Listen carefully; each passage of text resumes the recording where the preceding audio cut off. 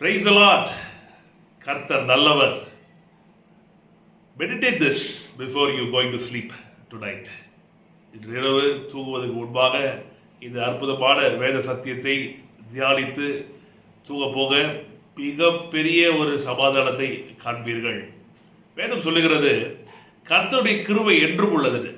நிறைய இடத்துல வாசிக்கிறோம், கர்த்தரை துதியுங்கள், அவர் கிருபை என்றும் உள்ளது. சங்கீதம் 136 முழுவதும் பார்க்கிறோம், அவர் கிருபை என்றும் உள்ளது அப்படின்ட்டு. அதே நேரத்தில் வேதம் துன்பங்களையும் துயரங்களையும் சவால்களையும் குறித்து சொல்லும்போது தற்காலிகமானது என்றுதான் சொல்லுகிறது. அதி சீக்கிரத்தில் நீங்கும் இந்த லேசான உபத்திரம் என்று வேதம் சொல்லுகிறது. ஆகவே மனதில் வைத்துக் கொள்ளுங்க, நீங்கள் சென்று கொண்டிருக்கிற சவால்கள், கடன் பிரச்சனைகள், வியாதி வேதனைகள், குறைவுகள், திருமணத்தில் இருக்கிற பிரச்சனைகள், இதெல்லாம் தற்காலிகமானது.